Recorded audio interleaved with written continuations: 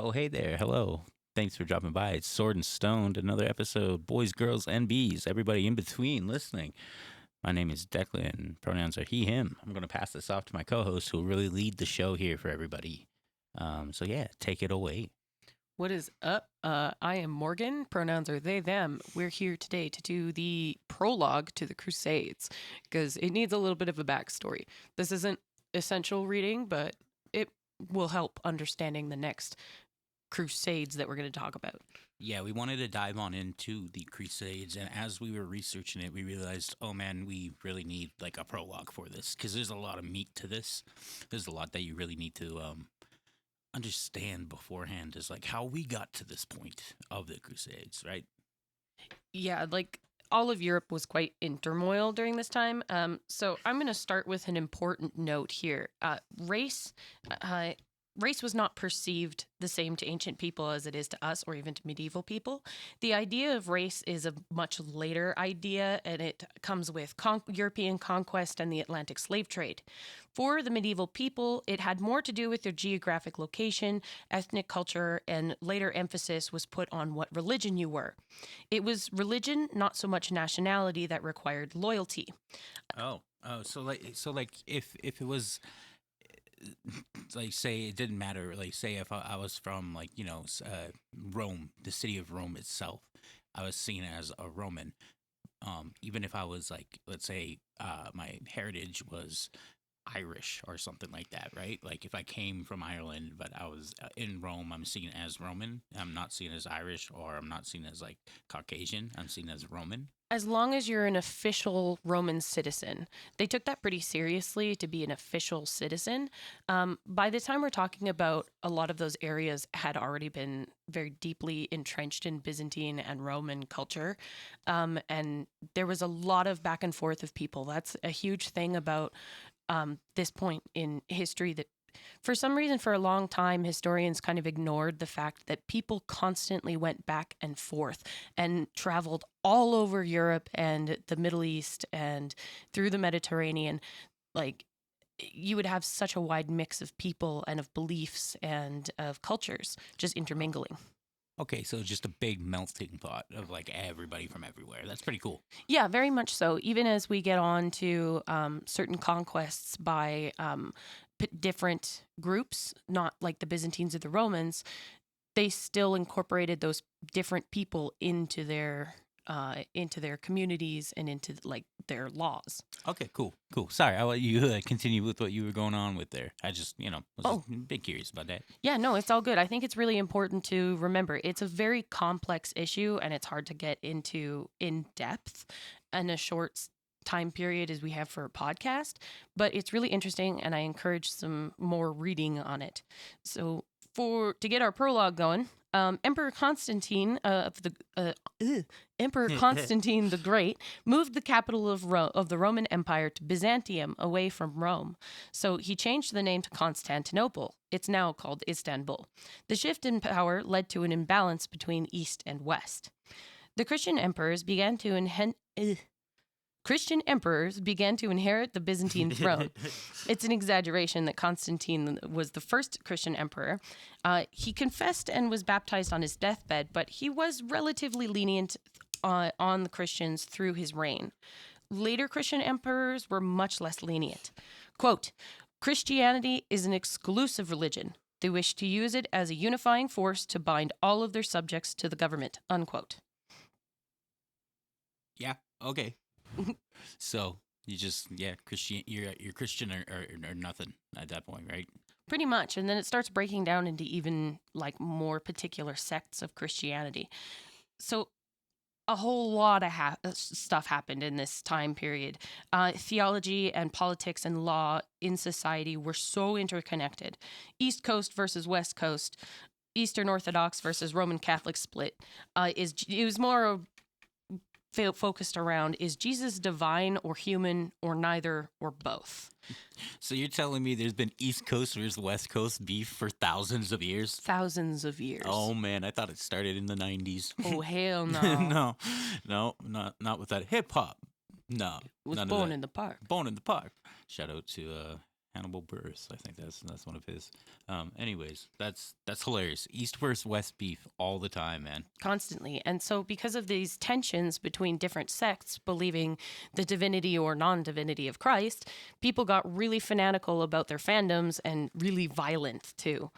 So, there was a point when some ecumenical councils, I just wanted to say that word because it's fun, in the East defined some specific religious shit without the Pope's input from the West. So it left out a whole groups of people like the Monophysites and the Nestorians. They were all essentially, from this point on, considered heretics, and most lived in Egypt and Syria. Man, I'm just thinking this whole time, language is so cool. Like, there's so many different names that are so cool. I mean, when you think about it, just yeah. So, sorry, keep that first word you said was fantastic. Monophysites? Yeah, Yeah. fantastic. I looked it up at one point. I think it has something to do with, pardon me, Jesus is both divine and human. Like, you don't have to separate that. That's a really cool idea. Yeah, it was neat. A lot of people really butted heads about it because they were stupid for some reason. So unrest. Oh yeah, wasn't that like a huge issue between Yeah. like different sets of like, and I think to this day it's actually still something that people will get uppity about is like whether Jesus is just a man or he's divine. Yep, absolutely. Or if he's both. Yeah, one of the main, the Great Schism was essentially created just because of that argument. Wow. Yeah, so unrest between religious factions was spurred on or dampened depending on who was on the throne, and taxation was only getting worse due to endless wars against the encroaching Persians. In the 610s, King Crusades II of Persia razed Syria and Palestine, burning churches and pillaging the countryside. Jerusalem fell in 614, and it said that 60,000 Christians were killed and 35,000 were sold into slavery. That kind of goes by some like numbers that people of the time did write down, but it's hard to verify that. Either way, it's horrible. Horrible. Horrible. Horrible. I'm sorry, I'm not making light of that. It's a long time ago. We can talk about this pretty freely. That's very fair. And also, like, we're going by what was written down by the victor in most cases. Yeah, exactly. So, I mean, a lot of it's stat padding. Yeah, there was a lot of fluffing that happened. Yeah. So the fall of Jerusalem was a huge shock to Christianity, and it added a fire to a righteous religious war to take back the Holy Land. Emperor Heraclius, I think I'm saying that right. Heraclius. That's a cool name. It is. Finally got his shit together in 622 and dedicated himself and his army to God to fight back against the darkness, blah, blah, blah, blah. I think we're going to get into territory where we find out a lot of these men think they're on divine missions from God itself, which is not cool at all. They really did. That was a big motivating factor for all of the Crusades. So he's considered the first Crusader King Knight guy, but of course that's well after he died that he got that title. The Crusades themselves were quite a ways off.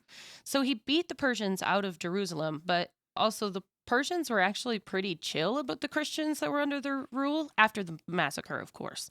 So they were a lot more forgiving than the different sects of Orthodox Heraclius, because he believed one particular way and he decided that all other Christians were heretics. So he hated them and he'd usually not give them many freedoms. So, he also taxed the shit out of Egypt and Syria, again, because, of course, he'd spent every ass, which is a Roman coin. No way. Yeah, way. The imperial coffers had on this war. So, yeah. So he spent everything he had. He just said, I'm here from God. I'm about to deliver you from evil. And doesn't matter how much money. No. I'm going to spend all that ass.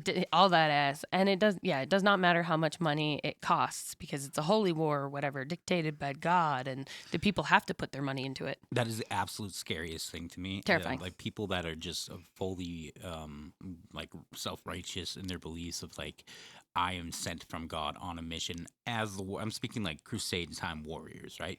Like you got to think that is the most terrifying man out there because it doesn't matter. He's not afraid of anything. When he dies, he's going to heaven. He's going to meet God and, all of his bounty or whatever he believes. that fact alone, that he's just driven by that and thinks that he is sent on a holy purpose and has to get it done at all costs, is insane. It's really scary, yeah. And then, like, even though he kind of got that far, he then decided to get his fingers in the theology pie and tried to make his own doctrine, which everybody universally hated, but it created a lot more confusion for the populace. So we're going to move now to the Arabian Peninsula. Some pretty neat stuff was going on there in the beginning of the 7th century. Traditional religion was heavily idolatrous, with special idols attributed to geographical areas. Most notably is the Kaaba, I'm probably saying that wrong, at Mecca, which is still a very important pilgrimage site. Oh yeah, yeah. Have you seen any videos of like Mecca? It's absolutely beautiful. So gorgeous. So a traveler and a scholar by the name of Muhammad, originally born in Mecca, had thunk some big thoughts. He was inspired by the Monophysites, who believed that Jesus is both divine and human at the same time, but felt the Holy Trinity didn't align with true monotheism, so he came up with his own doctrine and spread it. The simplicity was perfection in comparison to the mess of Christianity. There was one God in heaven, one commander of the faithful on earth, and one law, the Quran. So an interesting point. Whoa. I knew you were probably going there, but yeah, didn't realize that. That's awesome. It makes sense. Yeah. So an interesting point, one of the biggest draws for early Christianity was also its simplicity compared to Roman paganism. It's much easier to pray to one God than to multiple lares who will watch over your home. So being Arabic, and I'm using the term Arabic and Arab very loosely here, this is a huge group of people of different cultures. They are not all Arabs, but it's just the easiest term to use. They're coming from the Arabic Peninsula. Not meaning as a monolith of all people. That's it. Yeah. So the prophet was able to better understand the people around him. He was also a spectacular speaker and had great knowledge of politics, which allowed him to quickly build an empire called the Umayyad Caliphate in a mere 10 years. So by 623, Islam had defeated the Persians and were now encroaching on the Christian territories. On the banks of the river Yarmouk, Heraclius' brother Theodore gathered a mixed army, half were Arab Christians commanded by a Ghassanid sheikh. The Arab Christians specifically hated Heraclius because he had persecuted their Monophysite believers, and he hadn't really paid them in months. Oh, so this man's in debt, and he's talking shit. That's absolutely insane. And he can't pay for his army, which... Bro, like how... But he still has his army, right? They're still fighting for him? Yeah, more or less. I mean, at that point, like, if you're not getting paid, bro, just, like, kill that guy and fight for the guy who's paying you. Well, and that's pretty well exactly what they did. So it really took nothing to turn the Arab Christians onto the side of the Muslims, who, under Muslim rule, they would be treated quite well. So Theodore and his Christian armies were mulched, turned into a fine paste, if you will. A soup-like homogenate. Oof. Oof. Just chainmail and oof. Oof. So when Heraclius in Antioch at the time heard about the sound defeat of his brother, he was like, oh shit, God found out and is punishing me for porking my niece. Wait, what? Yeah, so he's porking his niece this whole time, and he finally that's a crazy lore drop. Yeah. you can't just throw that out there. Wait, what? He's in fucking family the whole time? Yeah, he's been incestuous the whole time, and so he finally goes, well, maybe God is mad at me for that. And so he ran away crying all the way to Constantinople. Syria and Egypt were then left to the Umayyad Caliphate to just take pretty well wholesale. You can't.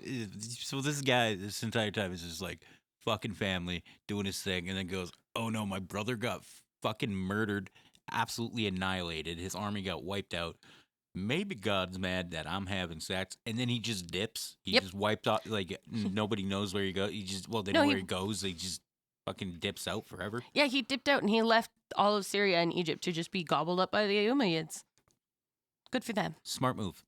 Right? I know. So Alexandria itself was also just kind of given up because the general in charge realized the civilians did not give two shits about the Christianity he was fighting for. So by 717, Spain, Iraq, and central India were in Umayyad hands, and they were quickly marching on Constantinople. Heretical Christians welcomed their new rulers. An anonymous chronicler even said, quote, "The herd of Christians rejoiced at the domination of the Arabs. May God strengthen it and prosper it." unquote. I hope it made it clear that the Byzantine Empire was run by theological fanatics. Yeah. I mean, it's hard to really dive into how fanatical they were, but I mean, it's easy to imagine. That's one thing. It's very easy to imagine how fanatical they got. It's hard to try to reason that at all, but Very. yeah. So Heraclius himself ruled based on his own theological writings, and the fact he considered himself God's appointed and the protector of Christianity, but he really only approved of Christians, very specific Orthodox Christians. There'll be a lot of guys that think they're God's appointed coming up here. That's pretty funny. It happens a lot. And he also taxed the complete shit out of people because, like, he had so many wars that didn't work, and the Umayyads were now encroaching on his territory, and he had to somehow create an army with something, but he didn't have any money in the coffers. So I promise I will pay you if you kill these men. Like, what the hell kind of bullshit is that, bro? I'll pay you maybe. Maybe. Hold on. Maybe. So in comparison, the Umayyads charged much less for taxes and were overall pretty chill about Christians practicing their faiths, considering them a protected people with the Jews and Zoroastrians, which is an ancient Persian belief that exists today. So it was still really strict. Like some of these people weren't allowed to ride horses or even own weapons, but it was markedly better than the Orthodox Byzantines. Still getting taxed to shit? Or no? Is that the Orthodox Byzantines taxing them? The Orthodox Byzantines were much heavier on taxes. Like the people under the Umayyads were getting taxed, but not nearly to the same degree. Cool. So Syria and Palestine were in a period of prosperity for the first time in absolutely forever. Some incredible art comes from this time, and I wanted to bring it up because it was strictly forbidden by the Prophet Muhammad to depict any living creature with a soul. It was considered a mockery of Allah. So many artisans carefully and respectfully made the most stunning shit. I'm going to note that the Quran doesn't specifically say this. So it didn't last, unfortunately. You should look it up, honestly. If you've seen any of the art from that time, it's Islamic beautiful, geometric shapes. It's and so patterns. beautiful. It's fantastic. So, unfortunately, it didn't last, as the opposing Abbasid Caliphate was established and they fought the Umayyads for control of Syria and Palestine, killing most of them by 750, and the stragglers were chased to Spain, where they ruled until 1492. The Abbasids were more strict and less tolerant of Christians, employing only those to Eastern Orthodox loyalty. Even so, the Patriarch of Jerusalem wrote to a friend, quote, "The Muslim authorities are just and do us no wrong nor show us any violence," unquote. The Byzantines decided to come in and raise Syria and Palestine in the 900s. Oh, damn, Byzantine. Finally, they chased out the Abbasids and took back control again. Emphasis was super hard on holy wars. We've just always had war. Why is human nature to just kill each other? Why is that? I don't think it is human nature. I think it's the fact that there's one stupid idiot who's inbred and who's in charge and who has some money and can, rope up some very out of luck people into fighting. But even to this day, though, it's like you just see it's like human. I don't know. People are still at war to this day. There's still genocide going on. It's absolutely horrendous. It's being live streamed in front of us, and there's just nothing. I don't know. I find it fascinating to think of like why throughout history has there always just been war. There's always been love, but there's always been death, and there's always been war. It's I don't know. It's weird to me. I just believe that there's just some idiot in charge who just decides he has a stick up his ass for somebody else, and then the other person is like, "Yeah, I also have a stick up my ass. Fuck you." I don't know. So at this point in the history, I got kind of confused. So I'm going to summarize the next century and a half as best I can. A whole ass century and a half. Whole ass century. Please, 150 years. Please read more about this because this is just such a summary. So a new Muslim caliphate took over, and there was an uneasy truce between them and the Byzantines. Things for the Christians in Palestine were getting a little bit better. Churches were rebuilt, and relatively just religious freedoms were had. So money was good too, as wealthy pilgrims and merchants could more safely travel back and forth. This whole time, all I'm thinking about is Warhammer 40K. Basically. That's what this is. Yep. I can think of a lot of lore for that. Oh, yeah. That's very relative to this. Oh, yeah. Very much so. So the Christians didn't really do pilgrimages until this early medieval period, talking like 1000 CE. So because Jerusalem had changed hands so often, it had been burned to the ground quite a few times. It was very unsafe for a long time. So until then, there was only really one site of pilgrimage, which was the Church of the Holy Sepulchre. And from 1-star Google reviews, too Catholic, too idolatrous. Doesn't look like it was described in the scripture. I'm pretty sure it was built after the scripture. And in my favorite, in all caps, greatest fraud of all time. So Christians as far away as Britain were even coming to visit the holy sites. Under Charles the Great, later Holy Roman Emperor Charlemagne, Charlemagne. I'm pretty sure it's Charlemagne. Charlemagne. Pilgrimages began to get properly organized as he sponsored the building of many hostels and churches for them to go to. Better relations with the Muslims allowed Byzantine merchants to also travel, mostly freely around the Mediterranean. So it wasn't too hard to buy your way over the Mediterranean to get to where you were going to. So sometimes even criminals were sent on pilgrimage rather than sending jail sentences, as the arduous journey was expensive and it could be considered penance itself. And they would, in theory, return a better person. I mean, that makes a lot of sense. It's pretty cool. Instead of just a jail sentence, you have a chance to try to redeem yourself through pilgrimage. And like you said, yeah, it's expensive. So like that cost is being kicked up and kicked back to them, right? Yeah, and you have to cross so many different areas that are quite treacherous, both for geography and also bandits and raiders, and who knows who else might kick your ass in. So I take it there's a like high death rate when it came to pilgrimage, right? Like, I don't know for sure, but I could definitely guess a big yes. So, people were also shitting their absolute brains out at this time because parasites and parasites and everything. Constantly. Oh man, that most people like died by shitting themselves to death. Yep. Think about that. You just think about that for a second. You know, we've all been there when you've had that horrible time in the bathroom. Horrible. Now think of dying that way. That would be the worst. Yeah. And you don't have toilet paper. You don't have a bidet. You don't have running water. You're just sitting on a plank of wood.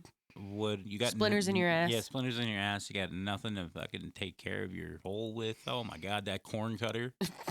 That must be horrendous, brother. You can't even drink water to rehydrate because the water will kill you too. Water's disgusting too. Yeah, they're mostly just drinking like watered down wine, right? Yep, mostly watered down wine or beer. It was the safest way to consume any sort of fluid. So you're telling me everybody was half cut all the time? Constantly. I mean, it makes sense. You probably have to be in that situation. Life is so fucking miserable. Well, it definitely helped. But yeah, no, even children were given wine and beer. They would have like a process of brewing the beer and then taking out the sludge and brewing beer on top of it again, and it would just make weaker and weaker beer, and then the kids would get the weakest beer. Yeah, I mean, sounds like a party. Real party hardy. There are records of lots of high-status people going to Jerusalem, usually accompanied by large groups of worshippers. It kind of became expected for the wealthy, noble, and clergy to do a pilgrimage. Tourism industry, baby! So everybody was doing pilgrimage. A lot of people were doing pilgrimages. So it was, like I said, mostly people who had the wealth to make it there, and then they would bring along like their servants and stuff. So those would be the people who would be less likely to do it on their own. But yeah. And to this day, Muslims still do pilgrimage, right? Yes. There are still Christians who do pilgrimage, and I believe there's a few sites of pilgrimage for the Jewish faith. Man, I'm so bad at theology. That's okay. It's a lot. There is a lot that happens. So there is a group of monks called the Clunites who realized that they could really profit. The Glue Knights? Clunites from Cluny. So they realized they could profit both financially and... I'm getting a raging clue. I'm sorry. Are you getting a raging clue? Oh, dear. South Park. So they realized they could really profit both financially and piously through controlling and organizing the pilgrimage sites. They were mostly funded by kings, dukes, and counts. So rich dudes and their groupies from France, Germany, Norway, Britain, Danes of all sorts saved every coin they had to go on pilgrimage. And they had so many places that they could spend it, from Spain to Italy to Constantinople to Jerusalem.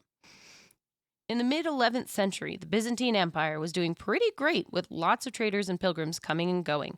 Decent relations with the Muslims in Egypt and Syria meant fewer expensive wars. But the strength of Byzantium relied on constant land gains.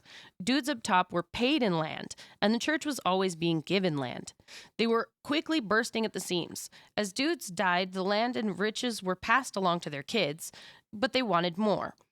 The nobles held control of the armies. The emperor had the administration, with the church caught in between. Things were pretty strained.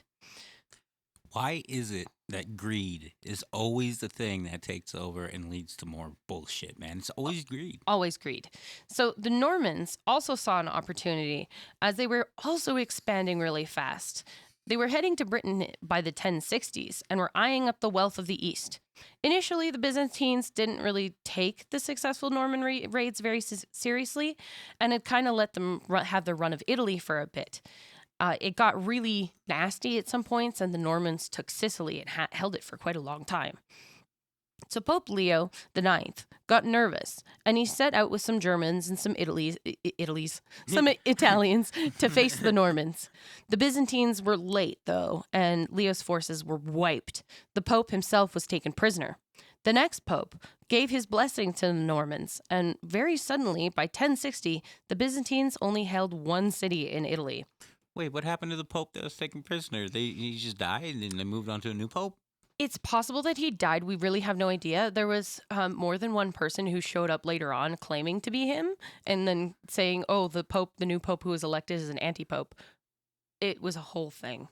I really like that they just gave up on him. They're like, Yep. Well, he's gone now. It's time to elect a new guy. Put on the suit and put it the hat. Get on the hat. You're the new pope. Wear the hat, buddy.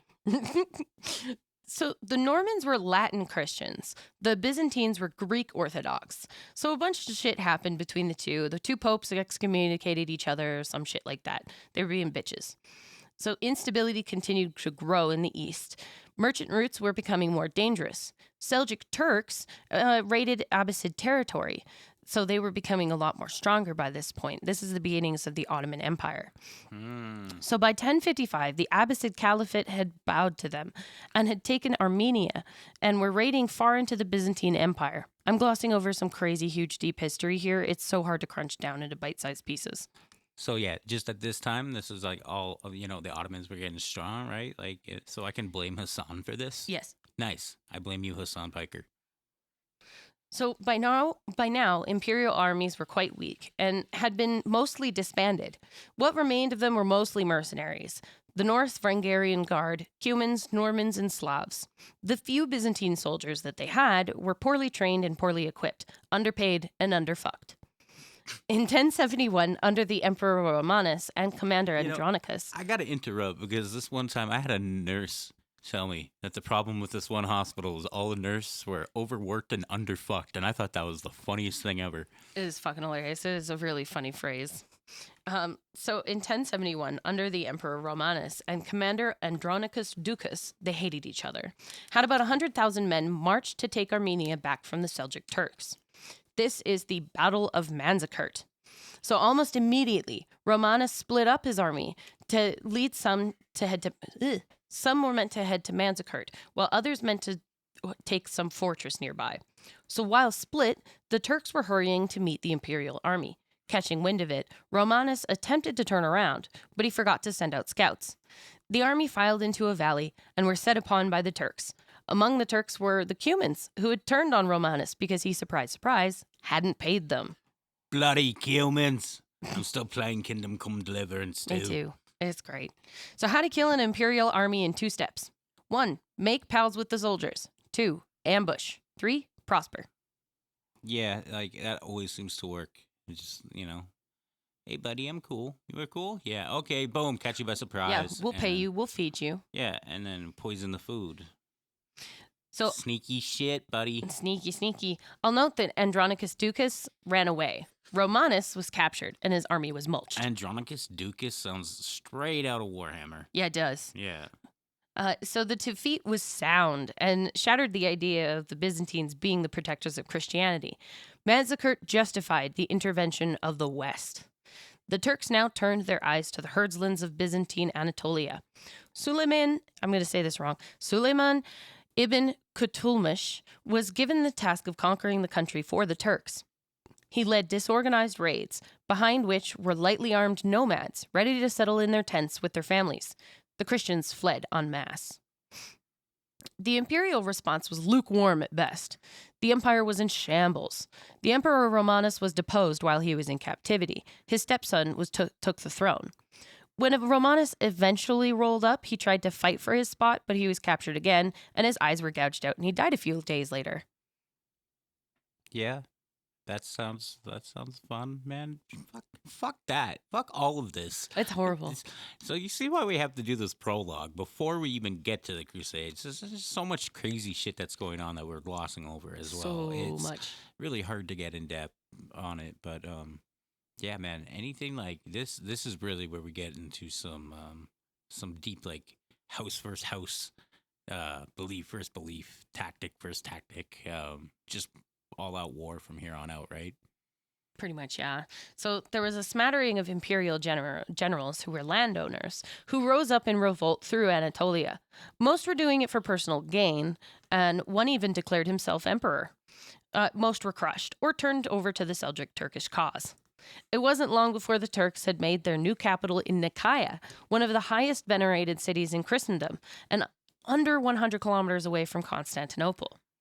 So another emperor was dethroned and taken over by a new dude, Alexius Komnenos. He had no money, had quarreling nobles, and with, surprise, extremely high taxes, he rebuilt the army and navy.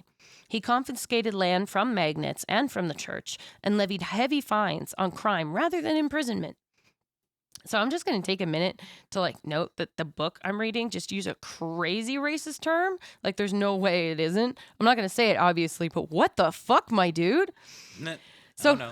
It's terrible. Anyway, the Byzantine Empire started to have some military gain, but realistically, the remaining territory in their control was very small and scattered with little to, if any, communication between cities. What they had lost was taken by the Seljuk Sultan Suleiman, who ruled over the Bosphorus to Syria all the way from the city of Nicaea. Emperor Alexios was between a rock and a hard place. The Normans were unhappy with their land gains and seeking more all throughout Italy and eventually took Sicily. Alexios had to decide whether to focus on the Turks or the Normans, as they were both encroaching on his territory and cutting off important trade routes and pilgrimage routes. See, that's exactly what I do in Civilization 6. And like Civ, I always, you cut off the trade routes. Yep. You sit around, they're like, oh, you got your soldiers too close. And you're like, no, we're friendly. We're just passing through. We're just passing through. And then, bam, you attack. Zork! So he figured the Normans would be the easier bet. Despite Alexius trying to bolster the army, he was very wrong, as the Normans were better trained and equipped. The constant scuffles didn't end until the Norman leader, Robert Guiscard, died, and his sons broke down squabbling for the territory their father had claimed. While those provinces were eventually taken back by the Byzantines, except Sicily. Sizzling. The provinces in the east were lost to the Sultan Suleiman. Syria and Palestine had been bouncing between the hands of the Seljuk Turks and the Fatimid Muslims for some time. Although they were both Muslim, they practiced different traditions and religious practices, Sunni and Shiite, respectively. This caused them to butt heads, causing more unrest in the area, especially as raids continually reached the Byzantine Empire. With encouragement of past popes and emperors, Christians now had a solid sense of dutiful holy war. Religious fanaticism was spurred on by evangelical preachers all throughout Europe. They simply needed an official word to call them to the Holy Land. In 1095, In 1095, Emperor Alexius sent word to Pope Urban II requesting military aid in hopes of holding back the Muslim forces from raids. He perhaps expected a small army and had no idea what would soon show up at the doorstep of Constantinople. And that is where we'll pick back up next time for the People's Crusade of 1096. Oh, damn. Okay. I like that. There's so many jokes that I wanted to make throughout that, but I felt like they would be so inappropriate at this time. Man, yeah, a lot to digest, a lot going on, but you see why we have to do that. So, I think you did a fantastic job with the research there, Morgo. Thanks. Yeah, I learned a lot. I mean, I hope you guys can appreciate this and coming from a perspective of like I don't really know much. Morgan knows a lot here about the subject matter, and yeah, we're just trying to break it down for you and make it simple and digestible. The main source I used for this is Stephen Runciman's History of the Crusades. I think book 1 and 2 went over a lot of this. I do encourage further reading into other things because his is an older book and there's a lot more information out there. He's just literally just kind of summarizing a bunch of it. All right. Well, we will pick back up next time with the Crusades, the first Thank Crusade. you. Yeah. Thank you for listening. Also, remember, stay gangsta.